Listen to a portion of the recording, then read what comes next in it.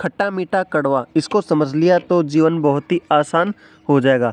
और इसको समझने के लिए हमें कक्षा 10 के चैप्टर नंबर 2 जिसका नाम है अम्ल क्षार एवं लवण, इसको समझना होगा। और अगर आपने इस चैप्टर को समझ लिया तो आप एग्ज़ाम में अच्छे नंबर ला सकते हो। और इस चैप्टर के बिल्कुल सरल भाषा में सारे नोट्स हमने बनाए हैं अपने हाथों से, और आपको सभी एग्ज़ाम में इस टॉपिक पे और इस चैप्टर में बिल्कुल भी कोई भी दिक्कत नहीं आने वाली है। आप इसको पेशेंस बनाकर वीडियो अंत तक देखते रहिएगा। तो चलिए इस चैप्टर को शुरू करते हैं। देखिए, इसमें फर्स्ट टॉपिक है हमारा अम्ल। तो देखेंगे अम्ल क्या होते हैं।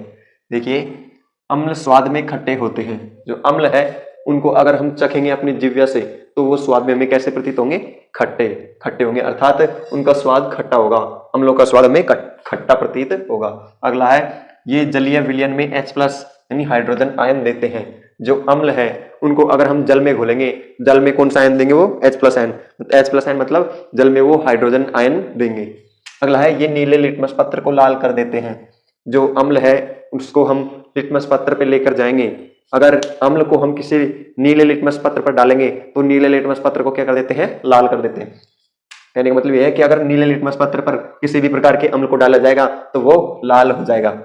अगला है, ये लाल लिटमस पर कोई प्रभाव नहीं दिखाते हैं। कहने का मतलब यह है कि अगर लिटमस पत्र नीला है तो ये लाल कर देते हैं, और अगर हम इसे लाल ही लिटमस पत्र पर डालेंगे तो उस पर कोई प्रभाव नहीं पड़ेगा, वह लाल का लाल ही रहेगा, क्योंकि वह अम्ल है जो भी नीले लिटमस पत्र को लाल करता है, और जो लाल लिटमस पत्र है उसको लाल ही रहने देता है, उस पर कोई प्रभाव नहीं दिखाता है।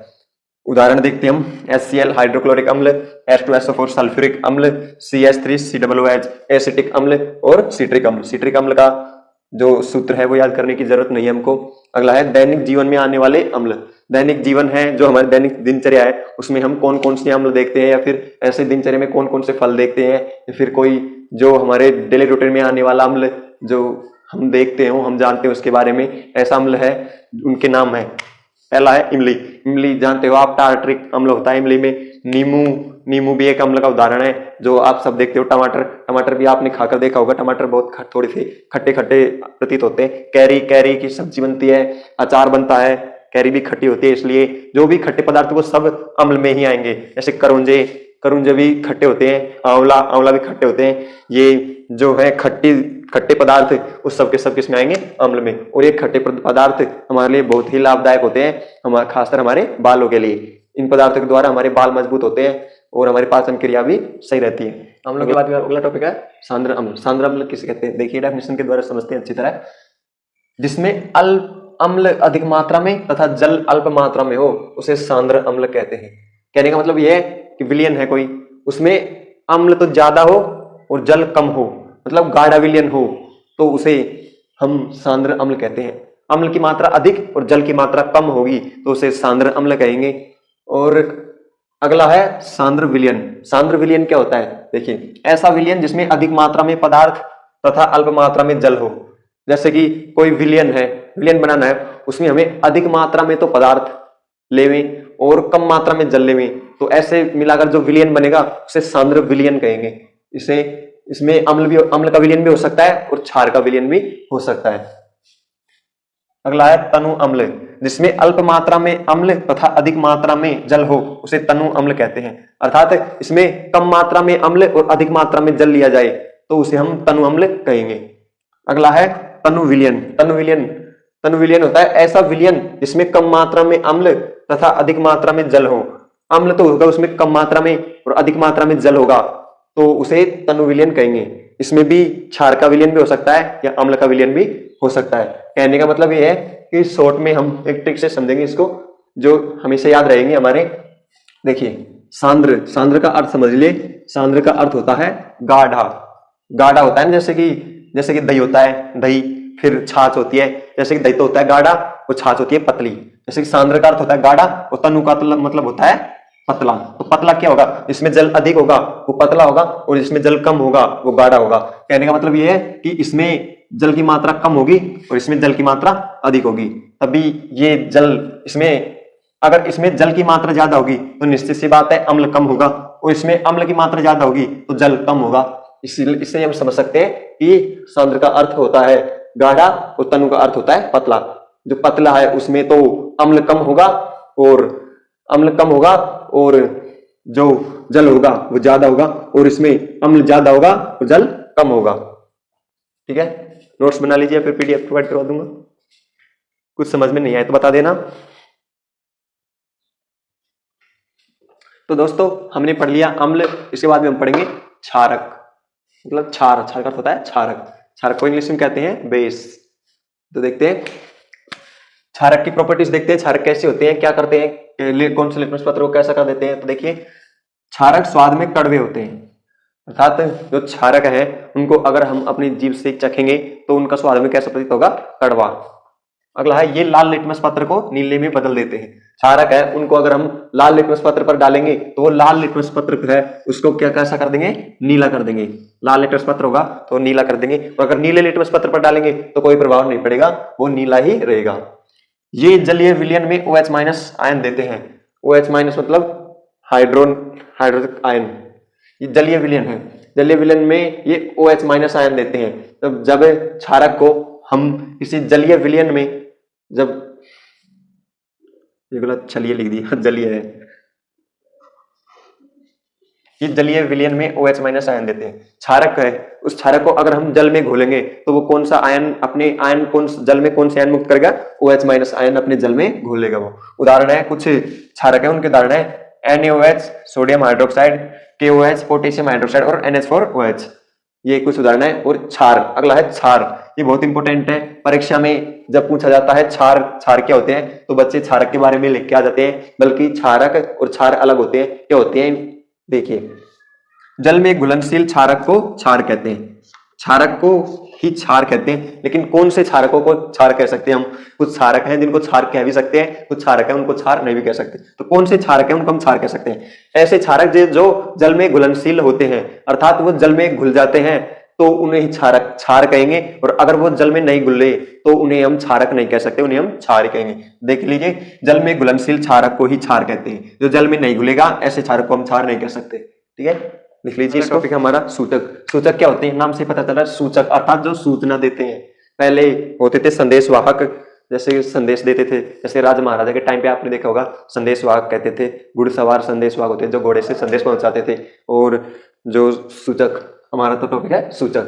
सूचक के बारे में देखते हैं, सूचक क्या होता है, देखते हैं सूचक क्या होता है। सूचक किसी दिए गए विलयन में अम्ल या क्षारक की उपस्थिति दर्शाते हैं। सूचक है वो क्या काम करते हैं, कोई विलयन दे दिया हमें तो हम उसमें कैसे पता लगाएंगे कि इस विलयन में जो दिया हुआ है वो अम्ल है या क्षारक है, इसका पता लगाने के लिए सूचक का उपयोग किया जाता है। अर्थात सूचक क्या कार्य करता है, एक नंबर में पूछ सकता है हमसे, सूचक क्या होते हैं, सूचक क्या कार्य करता है, तो हम बताएंगे कि अम्ल या क्षारक की उपस्थिति का पता लगाने के लिए सूचक का उपयोग किया जाता है, या अम्ल या क्षारक की उपस्थिति का पता लगाने के लिए इस इकाई को काम में लिया जाता है, वो सूचक कहलाती है। तो देखते हैं, इसका रंग या गंध अम्लीय माध्यम में बदल जाता है। तो कैसे पता चलेगा कि सूचक में क्या होता है, सूचक में पता हम सूचक में डाल देंगे, जैसे कोई सूचक है उस सूचक को हम डाल देंगे किसी विलयन में अगर हमें पता लगाना है ये अम्ल है या क्षार है तो क्या करेंगे, हमें सूचक दे दिया जाएगा, उस सूचक को डाल देंगे। तो सूचक को डालने के बाद ऐसे कौन कौन से परिवर्तन होंगे जिन परिवर्तनों के द्वारा हमें पता लगेगा, जैसे कि रंग बदल गया, तो अगर लाल से नीला हो गया तो क्या होगा, अम्ल हो गया क्षार, नीले से लाल हो गया तो अम्ल हो गया क्षार, गंध में परिवर्तन हो गया तो कौन सी गंध हो गई, किस प्रकार की गंध, इस प्रकार इनका रंग या गंध अम्लीय माध्यम में बदल जाता है। अगर किसी विलयन में सूचक का पता लगाना है तो उसमें सूचक डालने के बाद उसके रंग और उसकी गंध है वो अम्लीय माध्यम में बदल जाती है। अर्थात जो अम्लीय माध्यम है उसके संपर्क में आने पर जो विलयन है उसका या तो रंग बदल जाएगा या फिर उस पदार्थ की गंध में परिवर्तन हो जाएगा। इससे हमें पता लग जाएगा कि ये अम्लीय है या क्षारीय है, या तो उसके रंग में परिवर्तन होगा या उसकी गंध या खुशबू में परिवर्तन होगा। तो सूचक कौन कौन से सूचक होते हैं, किस किस प्रकार सूचक होते हैं, देखिए 3 प्रकार के सूचक होते हैं। सूचक 3 प्रकार के होते हैं। पहला है प्राकृतिक सूचक, इनके बारे में हम डिटेल्स पढ़ेंगे। प्राकृतिक सूचक जो हमें प्रकृति से प्राप्त होते हैं, प्रकृति के द्वारा ही प्राप्त होते हैं। कृत्रिम सूचक जो हम लैब में बनाते हैं, किसी भी प्रकार के जो कृत्रिम या संश्लेषित सूचक। गंधीय सूचक, ऐसे सूचक गंध में जिनमें गंध परिवर्तित हो जाए, ऐसे सूचक डालते ही हमें गंध परिवर्तित हो जाए तो गंध के द्वारा भी हम समझ सकते हैं कि अम्लीय है या क्षारीय। तीनों सूचकों को अगले पेज में हम डिटेल से पढ़ेंगे। तो 3 प्रकार के सूचक पढ़े थे हमने, देखे थे, लिखे थे, प्राकृतिक सूचक, कृत्रिम सूचक और गंधीय सूचक। उसमें से पहला है प्राकृतिक सूचक। देखते हैं क्या होता है प्राकृतिक सूचक। कहने में ही पता लग रहा है प्राकृतिक, मतलब प्रकृति के जो द्वारा जो प्राप्त हो रहे हैं। प्रकृति में क्या क्या आते हैं, जैसे कि वायुमंडल से, पेड़ पौधे, ये आते प्रकृति में, डेफिनेशन से समझते हैं अच्छी तरह। वे सूचक जो पौधों से प्राप्त होते हैं उन्हें प्राकृतिक सूचक कहते हैं। जैसे कि ऐसे सूचक जो पौधों से प्राप्त होते हैं। पौधों से कौन कौन से प्राप्त होते हैं, जैसे पेड़ों की छाल हो सकती है, या फिर किसी भी प्रकार की पत्तियां हो सकती है, उसकी जड़ें हो सकती हैं, कुछ भी हो सकती हैं। तो देखिए पहला क्या है, लिटमस। लिटमस क्या होता है, लिटमस एक पत्र होता है जो पेड़ों की छाल से बनता है। देखते हैं, अगर लिटमस पत्र को हम अम्ल के संपर्क में लाएंगे तो उसका रंग हो जाता है लाल। अगर हम नीले लिटमस पत्र को अम्ल के संपर्क में लाते हैं तो उसका रंग लाल हो जाता है। और अगर हम लाल लिटमस पत्र को क्षारक के संपर्क में लाते हैं तो उसका रंग कैसा हो जाता है, नीला। या फिर अगर हम लाल लिटमस पत्र को अम्ल के संपर्क में लाते हैं तो उसका रंग लाल ही रहता है। और अगर नीले लिटमस पत्र को क्षारक के संपर्क में लाते हैं तो उसका रंग नीला ही रहता है। अगला है हल्दी। हल्दी भी एक प्राकृतिक सूचक का काम करती है, एक सूचक का काम करती है। कैसे करती है, जैसे कि हल्दी है, हल्दी अम्ल के संपर्क में आएगी तो वो पीली पीली रहेगी, और जैसे ही वो क्षारक के संपर्क में आएगी तो वो लाल हो जाएगी। जैसे कि आप सभी जानते हैं, जैसे कि हम सब्जियों में हल्दी डलती है ना, तो जैसे हम कुछ खाना वाना खाते हैं तो सब्जी थोड़ी सी हमारे कपड़ों पर गिर जाती है, तो तब तो उसका रंग पीला रहता है। और जैसे ही हम कपड़े धोते वक्त हम जैसे उस पर साबुन लगाते हैं तो वो हल्दी कैसे हो जाती है, लाल हो जाती है। तो हम सोचते हैं कि ये कैसे हुआ, तो ये भी आप समझ गए होंगे कि कैसे हुआ। हल्दी है वो अम्ल के संपर्क में थी तब तो पीली थी, और जैसे ही उस पर क्षारक रगड़ गया, क्षारक का अर्थ है साबुन, साबुन भी क्षारक ही होता है, जैसे ही क्षारक रगड़ा गया उस पर वैसे उसका रंग लाल हो गया। पीले से उसका रंग साबुन रगड़ते ही लाल हो जाता है। तो आपने पढ़ा था हल्दी पर अगर क्षारक रगड़ेंगे तो वो लाल हो जाएगी। और हम जब अपने कपड़ों पर हल्दी लगी होती है उस पर जब रगड़ते हैं क्षारक अर्थात साबुन को, तो साबुन के रगड़ने से उसका रंग लाल हो जाता है। एक अम्ल का उदाहरण है जो बेसिक जो हम सब जानते हैं, नींबू, ये स्वाद में खट्टे होते हैं। और क्षारक बेसिक उदाहरण है इसका साबुन। ठीक है, कुछ समझ में नहीं आ रहा हो तो पूछ सकते हो कमेंट करके, मैं बता दूंगा आपको। तो दोस्तों पहला पढ़ा था हमने प्राकृतिक सूचक, उसके बाद में आता है दूसरे नंबर पे कृत्रिम सूचक। तो देखते हैं हम कृत्रिम सूचक या संश्लेषित सूचक। डेफिनेशन देखते हैं, वे सूचक जो रसायन द्वारा बनाए जाते हैं उन्हें कृत्रिम सूचक कहते हैं। अर्थात वे सूचक जो हमें प्रकृति से भी नहीं मिलते, हम स्वयं बनाते हैं, प्रयोगशाला में बनाते हैं, ऐसे रसायनों को हम कहते हैं कृत्रिम सूचक कहते हैं। रसायन, कृत्रिम सूचक में रसायन आते हैं जिन्हें रसायनों द्वारा देखिए रसायन द्वारा ही बनाए जाते हैं। इनको रसायन के द्वारा बनाए जाते हैं और ये खुद भी एक रसायन ही होते हैं। ये हमें किसी चीज से प्राप्त नहीं होते, हमें रिएक्शन करा के और जब जार मिलते हैं। ठीक है, उदाहरण में पहला है फिनोफ्थेलिन। फिनोफ्थेलिन एक सूचक का कार्य करता है। अगर फिनोफ्थेलिन एक क्षारक के संपर्क में आएगा तो उसका रंग गुलाबी हो जाता है। फिनोफ्थेलिन अगर क्षारक के संपर्क में आएगा तो उसका रंग गुलाबी हो जाएगा, और अगर फिनोफ्थेलिन एक अम्ल के संपर्क में आएगा तो उसका रंग सफेद हो जाएगा। ठीक है, फिनोफ्थेलिन अगर क्षारक के संपर्क में आता है तो उसका रंग गुलाबी हो जाता है, और फिनोफ्थेलिन अगर अम्ल के संपर्क में आता है तो उसका रंग सफेद हो जाता है। अगला है मेथिल ऑरेंज। मेथिल ऑरेंज अगर क्षारक के संपर्क में आएगा तो इसका रंग पीला हो जाता है, और अगर मेथिल ऑरेंज अम्ल के संपर्क में आएगा तो इसका रंग लाल हो जाता है। ठीक है, उम्मीद करता हूं समझ में आ गया होगा। एक बार फिर से देख लीजिए, जो हम रसायन, ऐसे सूचक जिन्हें हम रसायन द्वारा बनाते हैं प्रयोगशाला में, उन्हें कृत्रिम सूचक कहते हैं। रसायन ही होते हैं, कृत्रिम सूचक भी एक। तो उदाहरण है फिनोफ्थेलिन। फिनोफ्थेलिन जब क्षारक के संपर्क में आएगा तो उसका रंग गुलाबी होगा, और अम्ल के संपर्क में आएगा तो उसका रंग सफेद होगा। और मेथिल ऑरेंज जब क्षारक के संपर्क में आएगा तो उसका रंग पीला होगा, और जब अम्ल के संपर्क में आएगा तो उसका रंग लाल हो जाएगा। ठीक है, तो तीसरा सूचक है दोस्तों हमारा गंधीय सूचक, जिसकी डेफिनेशन देखते हैं। गंधीय सूचक नाम से ही पता लग रहा है, गंधीय सूचक जिसमें गंध का परिवर्तन हो, ऐसा सूचक। तो डेफिनेशन से अच्छी तरह समझते हैं। जिन पदार्थों की गंध अम्लीय या क्षारीय माध्यम में बदल जाए तो उसे गंधीय सूचक कहते हैं। जैसे कि कोई पदार्थ है, उसकी गंध अम्लीय या क्षारीय माध्यम में बदल जाए तो उसे गंधीय सूचक कहते हैं। अम्लीय माध्यम में हो अलग, और जो क्षारीय माध्यम है उसमें बदल जाए, या फिर जैसे कि उसकी सामान्य गंध है वो अम्लीय माध्यम में तीक्ष्ण हो जाए और क्षारीय माध्यम में जाते ही उसकी गंध परिवर्तित हो जाए, या फिर उसमें कोई गंध नहीं है। ऐसे गंध का पता लगाकर भी हम पता लगा सकते हैं ये अम्ल है या क्षार है, इसलिए गंधीय भी सूचक होते हैं। तो उदाहरण के द्वारा अच्छी तरह समझते हैं। जैसे प्याज का रस होता है, प्याज का रस जब अम्ल के संपर्क में आएगा तो उसमें तीक्ष्ण गंध आएगी। जैसे ही तीक्ष्ण, बहुत हमें पता लग जाएगा तीक्ष्ण गंध आते ही कि ये प्याज का रस अम्लीय है, प्रकृति का है। प्याज के रस में डालेंगे तो तीक्ष्ण गंध आ जाएगी। और अगर वह क्षारक के संपर्क में आ गया, क्षारक के संपर्क में आ गया तो उसमें किसी भी प्रकार की गंध नहीं आएगी। अगर अम्ल के संपर्क में आया तो उसमें तीक्ष्ण गंध आएगी, और अगर क्षारक के संपर्क में आ गया तो उसमें किसी भी प्रकार की गंध नहीं आएगी। और वेनिला आइसक्रीम आपने खाई होगी, बहुत ही अच्छी होती है। ये एक आइसक्रीम होती है।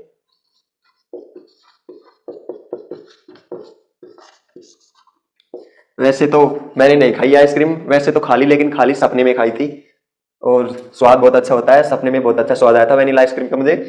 तो जब वेनिला आइसक्रीम को अम्ल के संपर्क में लाया जाएगा तो उसमें किसी प्रकार की गंध में परिवर्तन नहीं होगा। जैसी वेनिला आइसक्रीम में आती है वैसी ही गंध आएगी। और अगर उस वेनिला आइसक्रीम को क्षारक के संपर्क में लाएंगे तो उसमें जो वेनिला आइसक्रीम की गंध थी वो भी गंध चली जाएगी, उसमें किसी भी प्रकार की गंध आएगी ही नहीं। अगला है लौंग का तेल। लौंग का तेल होता है, उसको अगर अम्ल के संपर्क में लाएंगे तो उसमें उसकी गंध में कोई भी परिवर्तन नहीं होगा, उसकी जैसे पहले गंध आती थी वैसी गंध आएगी। और अगर उसे क्षारक के संपर्क में लाएंगे तो जो पहले भी लौंग के तेल की गंध आती थी वो भी खत्म हो जाएगी और उसमें किसी भी प्रकार की गंध नहीं आएगी। तो दोस्तों अगला टॉपिक है हमारा अम्ल व क्षारकों के रासायनिक गुण। अम्ल और क्षारकों को जब इनके रासायनिक गुण देखेंगे कि ये जब रसायन के संपर्क में आते हैं तो क्या क्या होता है। ये अम्ल की धातु की अम्ल व क्षारक के साथ अभिक्रिया, अगर धातु की अम्ल के साथ अभिक्रिया कराएंगे तो क्या बनता है, और अगर धातु की क्षारक के साथ अभिक्रिया कराएंगे तो क्या बनते हैं। देखिए पहले कराते हैं अम्ल के साथ अभिक्रिया, धातु की कराएंगे अम्ल के साथ अभिक्रिया। तो अम्ल के साथ अभिक्रिया करा रहे हैं धातु की, तो क्या बनेगा, हमेशा लवण प्लस जल ही बनेगा। अगर किसी अम्ल की धातु के साथ अभिक्रिया कराएंगे तो हमेशा लवण प्लस जल बनेगा। देखिए जैसे कुछ धातु है, धातु देखिए कौन कौन सी होती है। एक तो होता है, यहाँ पे लिख देता हूं मैं, एक होता है लोहा Fe, एक होता है जिंक Zn, और एक होता है पोटेशियम और सोडियम, कैल्शियम। बहुत सारे धातुएं होती है, लेकिन कुछ धातुओं के नाम मैंने लिख दिए हैं, इनमें से लेंगे हम। तो इनमें से हमने कौन सी Zn जिंक धातु ली है यहाँ पे। देखिए जैसे जैसे अम्ल कौन सा लिया है हमने, HCl अम्ल लिया है। ठीक है, जब HCl अम्ल की क्रिया जब Zn से करवाएंगे तो क्या बनेगा, ZnCl, और क्या रिलीज होगी, हाइड्रोजन गैस रिलीज हो जाएगी। तो देखेंगे, हम देखेंगे कि यहां पर समीकरण संतुलित है कि नहीं है। देखते हैं यहां पर कितने हाइड्रोजन है, हाइड्रोजन है 2, तो इस इधर की तरफ जो उत्पाद में भी हाइड्रोजन 2 ही होने चाहिए। देखिए 2 ही है, और यहां पर Cl कितने हैं, 1, तो यहां पर भी Cl कितने हैं, 1। Zn कितना है, 1, तो Zn कितना है, 1। तो इसका मतलब समीकरण संतुलित है। अगर समीकरण संतुलित नहीं है तो समीकरण बिल्कुल गलत हो गया, लिखने का कोई फायदा नहीं होगा। इधर भी देखते हैं हम, जब सोडियम हाइड्रोक्साइड की क्रिया जिंक धातु से करवाते हैं, इसका मतलब सोडियम हाइड्रोक्साइड क्या है, एक क्षारक है। तो क्षारक की क्रिया धातु के साथ करवाते हैं तो लवण और हाइड्रोजन गैस बनती है। क्षारक क्या है यहाँ पर है सोडियम हाइड्रोक्साइड NaOH। इसकी क्रिया जब जिंक धातु से करवाएंगे तो क्या बनेगा, Na2ZnO2 plus H2, hydrogen gas release होगी। यहाँ पर भी देखते हैं समीकरण संतुलित है या नहीं है। अगर समीकरण संतुलित नहीं है तो समीकरण होगी गलत, हमारे लिखने का कोई फायदा नहीं होगा। देखते हैं 2Na, 2 सोडियम है, तो यहाँ पर भी देखिए 2 ही सोडियम है। Zn 1 है, तो Zn भी यहाँ पर 1 है। O2 ऑक्सीजन 2 है, तो यहाँ पर भी ऑक्सीजन 2 है। एक ये इसके साथ ही जुड़ा हुआ है, 2 ऑक्सीजन है। और हाइड्रोजन कितने हैं, 2 हाइड्रोजन है, तो हाइड्रोजन भी इसी के साथ जुड़ा हुआ है, ये NaOH सोडियम हाइड्रोक्साइड, तो हाइड्रोजन भी 2 ही है। तो इसका मतलब ये समीकरण संतुलित है। ठीक है, फर्स्ट चैप्टर हमने कंप्लीट करवा दिया है। अगर आपने वो मिस कर दिया है तो हमारे चैनल पर जाकर देख लीजिए। आगे का स्टार्ट करते हैं। हमने कल पढ़ा था कि जब अम्ल और धातु की क्रिया करवाते हैं तो लवण और हाइड्रोजन गैस बनती है। हमने पढ़ा था हाइड्रोजन गैस बनती है। ठीक है, तो कैसे पता चलेगा कि जो बनेगी वो हाइड्रोजन गैस ही होगी। हो सकता है वो ऑक्सीजन भी हो सकती है, कोई भी गैस हो सकती है, लेकिन हमने उसे परखा, हमने जांचा कि वो हाइड्रोजन ही थी। कैसे, हमने एक विधि है उसके द्वारा जांचा, उस विधि को हम अब पढ़ते हैं। देखिए हाइड्रोजन गैस का परीक्षण। हाइड्रोजन गैस का परीक्षण करेंगे तभी हमें पता चलेगा कि यह हाइड्रोजन गैस है या नहीं है, निकलने वाली गैस हाइड्रोजन थी कि नहीं थी। देखते हैं, अभिक्रिया करवा कर देखेंगे। हाइड्रोजन गैस के पास जब जलती हुई मोमबत्ती लाई जाती है तो हाइड्रोजन गैस फटफट की ध्वनि उत्पन्न करके जलती है। कहने का मतलब यह है कि जब हाइड्रोजन गैस है उसके पास कोई जलती हुई मोमबत्ती या ज्वलनशील पदार्थ लाया जाएगा तो जो हाइड्रोजन गैस है वो फटफट की ध्वनि करके जलती है, पॉप की ध्वनि से जलती है। अगर हम जो अभिक्रिया करवाएंगे उसके पास हम जलती हुई मोमबत्ती लाएंगे, अगर वह गैस जो फटफट की ध्वनि से अगर जलने लगी तो हमें पता लग जाएगा कि ये हाइड्रोजन गैस है, और अगर नहीं जली तो इसका मतलब है कि वह हाइड्रोजन गैस नहीं है। और आपको पता है हाइड्रोजन गैस एक ज्वलनशील गैस है। ठीक है, तो ये इसके द्वारा समझते हैं हम चित्र के द्वारा। देखिए ये एक स्टैंड है, इससे इस पिपेट नली को पकड़ रखा है, इस जो बीकर है, बीकर नहीं एक फ्लास्क है, इसको पकड़ रखा है। इसमें ये डाल रखे हैं जिंक के टुकड़े और अम्ल ले रखा है हमने HCl अम्ल। ठीक है, तो आपने पढ़ा था कि अम्ल कि जब धातु के साथ क्रिया करवाते हैं तो लवण प्लस H2 गैस बनती है। ठीक है, ये अभिक्रिया थी। तो अम्ल क्या है, यहाँ पर HCl अम्ल लिया है हमने, और धातु कौन सी ली है, जिंक धातु ली है। अब ये इन दोनों की अभिक्रिया करवाएंगे, इसमें अम्ल भी है HCl और ये Zn के टुकड़े हैं धातु। जब इनकी क्रिया कराएंगे तो लवण बनेगा, और एक बनने वाली गैस कौन सी होगी, हाइड्रोजन। तो देखते हैं कि इस अभिक्रिया से क्या हाइड्रोजन गैस बनती है या फिर कोई और गैस बनती है। देखते हैं, यहाँ पर जो गैस बनेगी उसको हमने इस बीकर में ले लिया है इस नली के द्वारा, और हमने यहाँ पर एक कॉर्क लगा दिया है जिससे कि गैस नली में होकर जाए, इधर होकर बाहर नहीं निकले।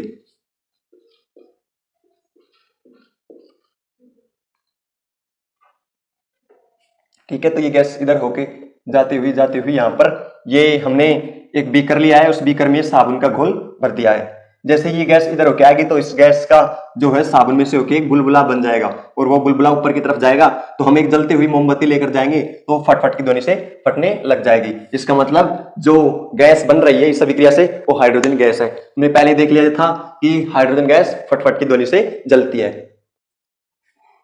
ये साबुन का घोल है, ये बीकर है,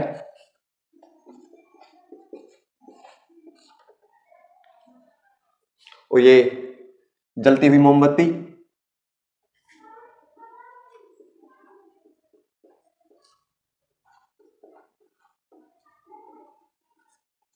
ठीक है, ये हाइड्रोजन के बबल्स, ये नली है, ये स्टैंड है इसको ऊपर रखने के लिए। ठीक है, उम्मीद करता हूं समझ में आ गया होगा। अगर कुछ समझ में नहीं आ रहा तो कमेंट करके पूछ लीजिए। तो दोस्तों अगला टॉपिक है हमारा अम्ल व क्षारक की धातु कार्बोनेट व धातु बाइकार्बोनेट के साथ अभिक्रिया। अगर अम्ल व क्षारक की धातु कार्बोनेट और धातु बाइकार्बोनेट के साथ अभिक्रिया करवाएंगे तो क्या बनेगा। ठीक है, एक बात ध्यान रखना, एग्जाम में अक्सर पूछा जाता है, धातु बाइकार्बोनेट को हाइड्रोजन कार्बोनेट भी कह सकते हैं। ठीक है, इसमें पहला हम अम्ल के साथ धातु कार्बोनेट की अभिक्रिया करवाएंगे। ठीक है, जब अम्ल के साथ धातु कार्बोनेट की अभिक्रिया करवाएंगे तो हमेशा लवण CO2 गैस और जल बनेगा। ठीक है, ये तीन चीजें बनेंगी कि किसी प्रकार का अम्ल हो उसकी धातु बाइकार्बोनेट के साथ अभिक्रिया करवाएंगे। तो धातु बाइकार्बोनेट कौन कौन से होते हैं, देखिए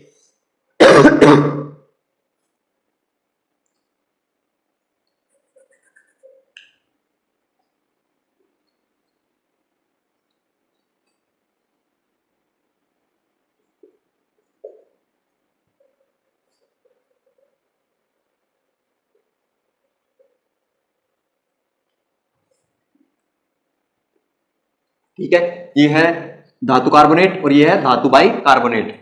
ये फिर इसे हाइड्रोजन कार्बोनेट भी कह सकते हैं, धातु हाइड्रोजन कार्बोनेट भी कह सकते हैं। इसकी अभिक्रिया देख लेते हैं। अम्ल हमने HCl लिया है, धातु बाइकार्बोनेट बता दिया आपको, यही लिया है हमने। इसकी अभिक्रिया करवाएंगे तो NaCl बनेगा और एक बनेगा CO2 गैस और जल, जो कि NaCl जो कि एक लवण है, CO2 गैस बनेगी और जल बनेगा। और ये है HCl अम्ल और ये है धातु बाइकार्बोनेट Na2CO3। अब अगला देखते हैं हम, जब अम्ल की धातु बाइकार्बोनेट के साथ अभिक्रिया करवाएंगे तो क्या बनता है। हमने अम्ल की धातु कार्बोनेट के साथ अभिक्रिया देख ली, अब देखते हैं अम्ल की धातु बाइकार्बोनेट के साथ अभिक्रिया। मैंने पहले बता दिया, धातु बाइकार्बोनेट को हम धातु हाइड्रोजन कार्बोनेट भी बोल सकते हैं। देखिए, अम्ल की धातु बाइकार्बोनेट के साथ अभिक्रिया या फिर अम्ल की धातु हाइड्रोजन कार्बोनेट के साथ अभिक्रिया। ठीक है, देखते हैं, अम्ल प्लस धातु बाइकार्बोनेट जब अभिक्रिया करेंगे तो लवण CO2 गैस और जल ही बनाएंगे। अम्ल की चाहे धातु बाइकार्बोनेट के साथ अभिक्रिया हो, चाहे धातु कार्बोनेट के साथ अभिक्रिया हो, चाहे धातु बाइकार्बोनेट के साथ अभिक्रिया हो, उत्पाद में केवल लवण CO2 गैस और जल ही बनेंगे। ठीक है, देखते हैं, हमने अम्ल वही HCl लिया है, धातु बाइकार्बोनेट या फिर धातु हाइड्रोजन कार्बोनेट, हमने NaHCO3 लिया है और उत्पाद में हमें NaCl CO2 गैस और जल ही मिला है, जो कि एक लवण है, ये गैस है CO2 और ये हाइड्रोजन, ये जल है। ठीक है, एक विशेष नोट यहाँ पर जो अक्सर एग्जाम में 1 नंबर में या 2 नंबर में पूछा जाता है, हमेशा याद रखना है हमको। हमने अम्ल की तो धातु कार्बोनेट के साथ और धातु बाइकार्बोनेट के साथ अभिक्रिया देख ली, लेकिन अब देखेंगे क्षारक की। क्षारक की क्या सिस्टम है, देखिए अम्ल के साथ तो अभिक्रिया कर ली धातु बाइकार्बोनेट ने, लेकिन धातु बाइकार्बोनेट और धातु हाइड्रोजन कार्बोनेट या फिर धातु बाइकार्बोनेट जो है क्षारक के साथ अभिक्रिया नहीं करते हैं। देखिए नोट, क्षारक हैं वो धातु कार्बोनेट और धातु बाइकार्बोनेट या धातु हाइड्रोजन कार्बोनेट के साथ अभिक्रिया नहीं करते हैं। ये लाइन याद रखनी है। अम्ल के साथ तो धातु बाइकार्बोनेट और धातु कार्बोनेट अभिक्रिया करते हैं, लेकिन क्षारक के साथ धातु कार्बोनेट और धातु बाइकार्बोनेट दोनों ही अभिक्रिया नहीं करते हैं। ठीक है, विशेष मोस्ट है, एग्जाम में अक्सर पूछा जाता है। तो दोस्तों अगला टॉपिक है हमारा अम्ल के साथ धातु ऑक्साइड की अभिक्रिया। धातु ऑक्साइड का मतलब होता है जब धातु के साथ कोई ऑक्साइड या फिर धातु के साथ कोई ऑक्सीजन जुड़ जाती है तो उसे धातु ऑक्साइड कहते हैं। जैसे कि कॉपर के साथ जब ऑक्सीजन जुड़ जाएगी तो धातु ऑक्साइड CuO बनेगा। मैग्नीशियम के साथ कोई ऑक्सीजन जुड़ जाएगा तो धातु ऑक्साइड MgO बनेगा। ठीक है, इस प्रकार बनते हैं। देखते हैं हम, समझाने के लिए था। देखिए, जब धातु ऑक्साइड की क्रिया अम्ल के साथ करवाएंगे तो लवण और जल बनेगा। ठीक है, कोई धातु ऑक्साइड लेंगे, उसकी क्रिया हम अम्ल के साथ करवाएंगे तो लवण और जल बनेगा। लेते हैं धातु ऑक्साइड, अभी हमने जो देखा था जैसे कि CuO फिर या MgO ले लेते हैं, इसमें CuO लिया है हमने। ठीक है, कॉपर ऑक्साइड। ठीक है, तो इसकी क्रिया HCl अम्ल के साथ करवाएंगे तो CuCl कॉपर क्लोराइड और जल बनेगा। ठीक है, तो कॉपर क्लोराइड है जो बनने से विलयन का रंग नीला हो जाता है, तो कॉपर क्लोराइड जल में बनेगा। ठीक है, जैसे कि बीकर है, इसमें ये कॉपर क्लोराइड बनेगा जल में, उस कॉपर क्लोराइड का रंग कैसा हो जाएगा, नीला हो जाएगा। जैसे कि हमें कैसे पता चलेगा ये कॉपर क्लोराइड है, कॉपर क्लोराइड को जैसे ही जल में डालेंगे तो उसका रंग क्या हो जाएगा, नीला हो जाएगा। इससे हमें पता लग जाएगा कि इस अभिक्रिया से कॉपर क्लोराइड बना है और ये धात्विक ऑक्साइड है और इसकी क्रिया अम्ल के साथ करवाई थी हमने, इससे लवण बना था CuCl और इसको जल में डालते ही इसका रंग नीला हो जाएगा, तो हमें पता चल जाएगा कि ये कॉपर क्लोराइड है। देखिए दोस्तों अगला टॉपिक हमारा क्षारक के साथ अधात्विक ऑक्साइड की अभिक्रिया। हमने धात्विक ऑक्साइड की अभिक्रिया अम्ल के साथ देख ली थी, अगली है क्षारक के साथ अधात्विक ऑक्साइड की अभिक्रिया। जब क्षारक की अभिक्रिया अधात्विक ऑक्साइड के साथ करवाएंगे तो लवण और जल बनेगा। अधात्विक ऑक्साइड क्या होते हैं, अम्ल होते हैं। ठीक है, अम्ल होते हैं, तो क्या हो जाएगा हमारा अम्ल और क्षारक की अभिक्रिया ही हो जाएगी, क्योंकि अधात्विक ऑक्साइड क्या होते हैं, अम्ल होते हैं। तो अम्ल और क्षारक की अभिक्रिया करवाते हैं, तो आपको सबको पता है, हमने बताया था अम्ल और क्षारक की अभिक्रिया करवाने पर लवण और जल बनते हैं। इस अभिक्रिया में भी ऐसा ही होगा, लवण और जल बनेंगे। ठीक है, तो अधात्विक ऑक्साइड कौन सा लिया हमने, अधात्विक ऑक्साइड लिया है CO2। ठीक है, तो क्षारक कौन सा लिया है, CaOH का होल ट्वाइस। ठीक है, जब CaOH का होल ट्वाइस अभिकारक की CO2 अभिकारक के साथ अभिक्रिया करवाएंगे तो CaCO3 लवण और जल प्राप्त होगा। ये CaCO3 है लवण और H2 है जल, और अधात्विक ऑक्साइड के लिए है CO2 और क्षारक क्या है हमारा CaOH2।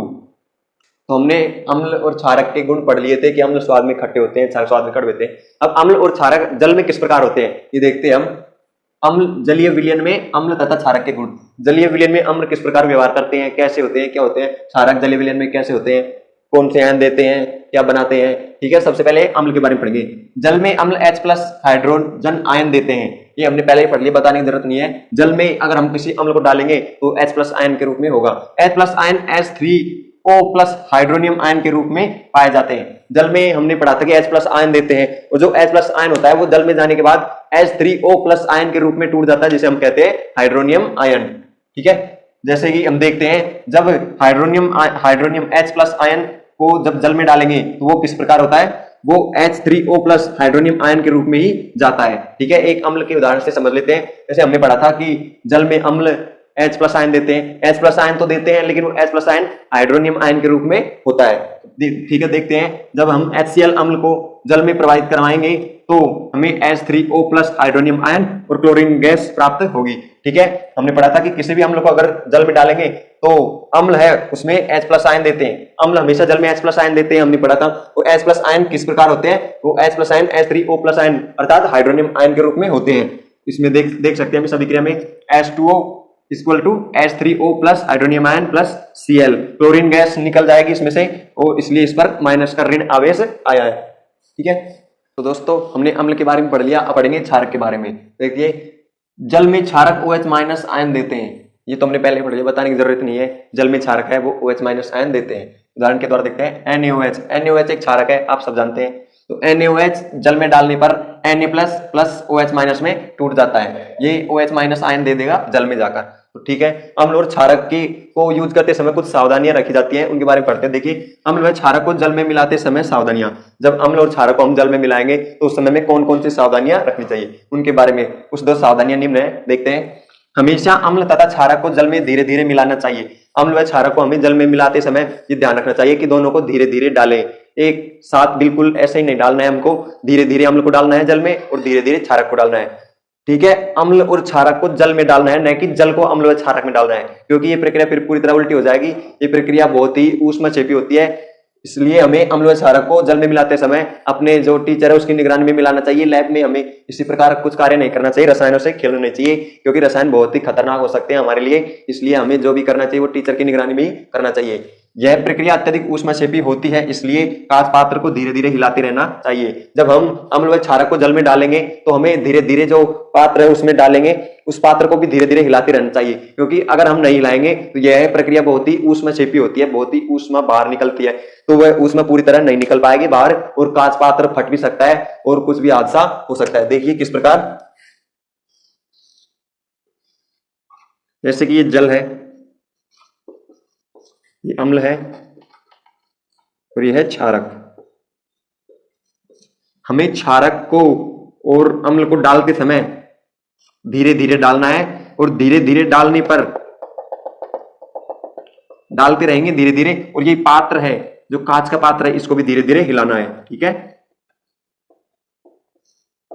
इसको भी हिलाते रहना है। अगर हम इसे नहीं हिलाएंगे तो ये फट भी सकता है, कुछ भी हादसा हो सकता है, इसलिए ध्यान रखना। अगर कभी हम प्रयोगशाला में जाएं और अम्ल व क्षारक को मिलाएं तो बिल्कुल धीरे धीरे अम्ल व क्षारक को मिलाना है, जल में मिलाना है। अम्ल व क्षारक को जल में नहीं डालना है, अम्ल व क्षारक को जल में डालना है, न कि जल को अम्ल व क्षारक में। अगर अम्ल व क्षारक में जल डालेंगे हम तो कोई बड़ा हादसा भी हो सकता है, इसलिए हमें जो भी करना चाहिए वो टीचर की निगरानी में ही करना चाहिए। इसलिए देखिए ये अभिक्रिया होती है, बहुत ही ऊष्मक्षेपी होती है। अगर हम इसे नहीं हिलाएंगे तो ऊष्मा अंदर रहेगी, एकदम से जब ऊष्मा बढ़ेगी तो कांच पात्र फट भी सकता है, कुछ हादसा भी हो सकता है। इसलिए हम धीरे धीरे डालते जाएंगे और धीरे धीरे इसको हिलाते जाएंगे, इससे ऊष्मा बाहर निकलती रहेगी। ठीक है, सही तरीका ये है कि जल में अम्ल और क्षारक डाला जाए और न कि ये तरीका, जैसे कि हमने अम्ल ले लिया और इसमें ले लिया क्षारक और इसमें डाल रहे हैं जल। अगर ऐसा करेंगे तो बड़ा हादसा हो सकता है, कुछ भी हो सकता है। ठीक है, ऐसा हमें नहीं करना है, ध्यान रखना है।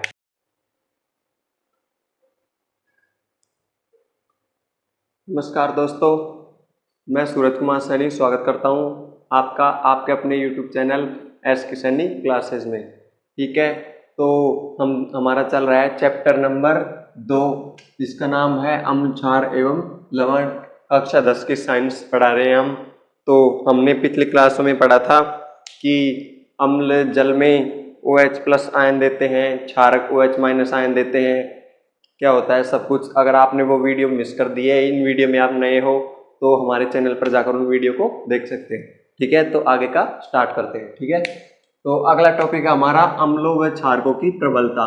अम्ल कितने प्रबल होते हैं, प्रबल अम्ल क्या होते हैं, प्रबल क्षारक क्या होते हैं, प्रबल अम्ल कौन से होते हैं, प्रबल क्षारक कौन से होते हैं, इनके बारे में पढ़ते हैं। ठीक है, डेफिनेशन से अच्छी तरह समझते हैं।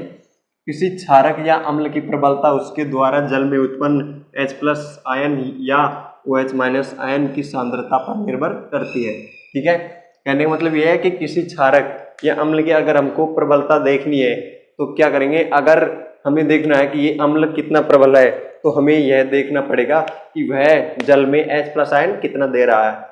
तो देखना पड़ेगा कि जितना अधिक वह जल में H प्लस आयन देगा वह अम्ल उतना ही प्रबल होगा, और जितना अधिक OH माइनस आयन देगा, जितना अधिक OH माइनस आयन देगा वह उतना ही प्रबल क्षारक होगा, और जितना कम H प्लस आयन देगा उतना ही दुर्बल अम्ल होगा, और जितना कम OH माइनस आयन देगा उसमें तो जल में जितना कम OH माइनस आयन देगा जल में उतना ही दुर्बल क्षारक होगा।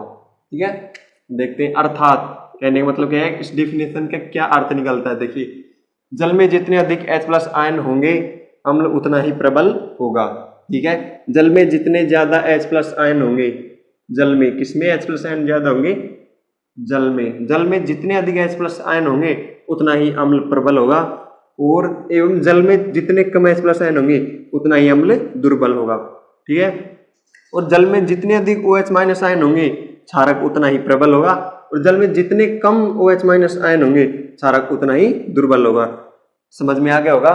अगर जितने अधिक H+ आयन होंगे उतना ही प्रबल अम्ल होगा, और जितने कम H+ आयन होंगे उतना ही दुर्बल अम्ल होगा, और जितने अधिक OH- आयन होंगे उतना ही प्रबल क्षारक होगा, और जितने कम OH- आयन होंगे उतना ही दुर्बल क्षारक होगा। ठीक है, उम्मीद करता हूँ समझ में आ गया होगा। अगर नहीं आया तो कमेंट करके पूछ सकते हैं, कुछ समझ में नहीं आ रहा हो तो देख लीजिए, नोट्स बना लीजिए इन सबका। ठीक है,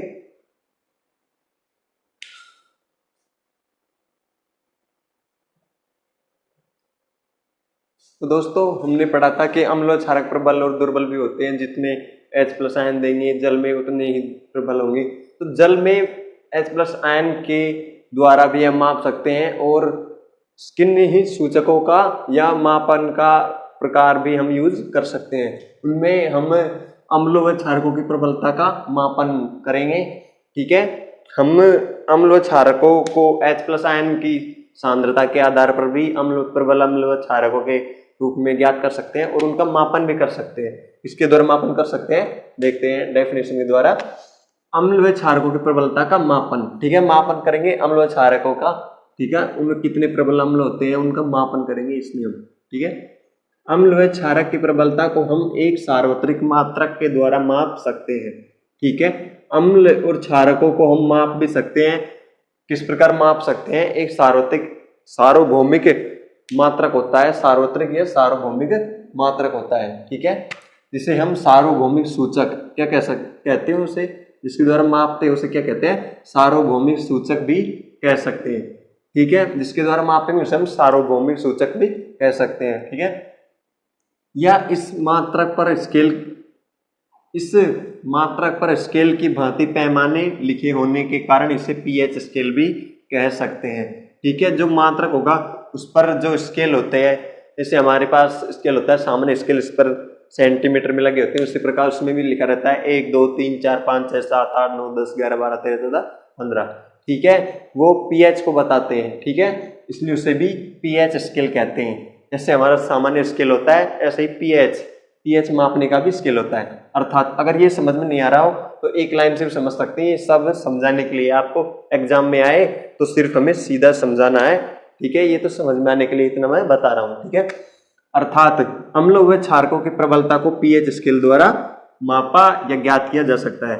ठीक है, इतना नहीं पढ़कर हम ये भी समझ सकते हैं कि अम्ल व क्षारकों को मापने के लिए pH स्केल का यूज किया जाता है। ठीक है, pH स्केल अभी आगे पढ़ेंगे हम क्या होता है, कैसे उसमें लिखे रहते हैं, pH स्केल बताएंगे आपको।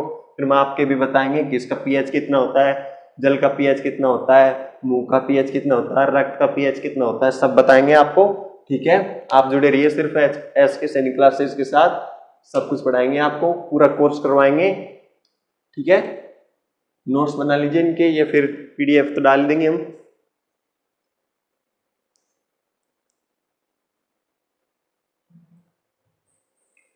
तो दोस्तों हमने पढ़ा था कि pH को हम किसके द्वारा माप सकते हैं, किसी भी विलयन है उसकी अम्लता को किस प्रकार माप सकते हैं, किसके द्वारा माप सकते हैं, सार्वभौमिक सूचक या सार्वत्रिक सूचक या pH स्केल के द्वारा। ठीक है, तो अब देखते हैं क्या होता है pH स्केल और क्या होते हैं सार्वभौमिक सूचक, सार्वत्रिक सूचक, ये क्या होते हैं। ठीक है, डेफिनेशन से अच्छी तरह समझते हैं। देखिए, यह अनेक सूचकों का मिश्रण होता है। मतलब कहने का मतलब ये अनेक सूचकों का मिश्रण का अर्थ होता है कि यह अनेक प्रकार की सूचना देता है। मतलब हर सूचना को अलग अलग तरीके से देता है। जैसे कि अम्ल, अगर कोई ज्यादा अम्लीय है तो उसको बिल्कुल गहरे कलर से, अगर कम अम्लीय है तो उसको हल्के कलर से, ज्यादा थोड़ा गहरा अम्लीय होगा, कुछ भी होगा तो उसको अलग अलग कलर से बताएगा हमें। ठीक है, इसका मतलब ये होता है यह अनेक सूचकों का मिश्रण है, यह अनेक सूचनाओं को देता है, इसलिए इसे अनेक सूचकों का मिश्रण बोला है।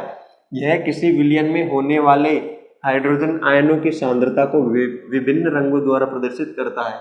जैसे कि अगर किसी विलयन में अनेक हाइड्रोजन आयन होंगे, उनकी सांद्रता जितनी अधिक होगी उतना ही गहरा कलर आएगा, और जितनी कम होगी उतना ही गहरा फीका कलर आएगा, फिर हल्का कलर आएगा। अगर सांद्रता कम होगी तो हल्का कलर आएगा, अगर सांद्रता ज्यादा होगी तो गहरा कलर आएगा। ठीक है, ये है सार्वभौमिक सूचक, ये सार्वत्रिक सूचक। ठीक है, अगर पीएच ज्यादा होगी, जैसे कि किसी विलयन की पीएच 0 से 1, 1 से 2, 2 से 3, 3 से 4 और 4 से 5 के मध्य होगी, तो उसका कलर कैसा होगा? लाल होगा, बिल्कुल गहरा लाल होगा। अगर किसी अम्ल की पीएच होगी ऐसी तो ठीक है, उसका कलर लाल होगा। और अगर उसकी किसी विलयन की पीएच 5 से 6 होगी तो उसका कलर होगा पीला, पीला कलर आएगा उसका। ठीक है, और अगर किसी विलयन की पीएच 6 से 7 होगी, 6 से 7 या 6 से 7 के मध्य होगी, तो उसका कलर होगा हल्का पीला, हल्का पीला कलर आएगा अगर किसी विलयन की पीएच 6 से 7 के मध्य हुई तो। और अगर किसी विलयन की पीएच 7 हुई तो उसका कलर कुछ नहीं बदलेगा, जैसा वो है वैसा ही रहेगा, उदासीन। ठीक है, और अगर किसी विलयन की पीएच 7 से और 9 के मध्य हुई तो उसका कलर होगा हरा, हरे रंग का हो जाएगा वो। ठीक है, हरा रंग दिखाएगा। और अगर किसी विलयन की पीएच 9 से 10 के मध्य हुई या 9 से 10 के बीच हुई तो उसका हल्का नीला कलर होगा। और अगर किसी विलयन की पीएच 10 से और 14 भी, 10 से 11 भी हो सकती है, 11 से 12 भी हो सकती है, 12 से 13 भी हो सकती है, फिर 11.5, 11.9 ऐसे हुई, 14 के 10 से और 14 के मध्य, तो उसका कलर नीला होगा। ठीक है, ये तो है सार्वत्रिक सूचक। और हमने पढ़ा था पीएच स्केल भी, तो पीएच स्केल भी देख लेते हैं क्या होता है पीएच स्केल। देखिए पीएच स्केल ये होता है, ऐसे इसमें वो लगे रहते हैं यहाँ पर, ऐसे ही 0 से 1, 2, 3, 4। ठीक है, अगर इस स्केल में यहाँ पर मध्य में होता है 7, इसकी तरह ही जो उदासीन होता है यहाँ पर होते हैं लवण। ठीक है, जिसका पीएच 7 होगा वो होगा लवण, उदासीन होगा वो। और अगर किसी का पीएच 7 से कम हुआ तो वो होगा अम्लीय, और अगर उसका पीएच 7 से ज्यादा हुआ तो वो होगा क्षारीय। अब देखिए एक बात जो सभी को कंफ्यूज करती है और कुछ समझ में नहीं आता है, तो उसका कारण भी यही है। हम सोचते हैं कि जैसे कि कोई अम्लीय पदार्थ है, अम्लीय विलयन है, तो हम सोचते हैं कि उसमें सिर्फ H+ आयन ही होंगे, लेकिन ये बिल्कुल सरासर गलत है। उसमें H+ आयन तो होंगे ही, उसके साथ OH- भी आयन होंगे। तो आप बोलेंगे सर अगर OH- आयन भी होंगे तो फिर वो क्षारीय होना चाहिए, लेकिन जिसमें H+ आयन होते हैं वो अधिक अम्लीय होता है, और उसमें OH- आयन होते हैं वो भी अम्लीय होता है। लेकिन आप जानते हैं कि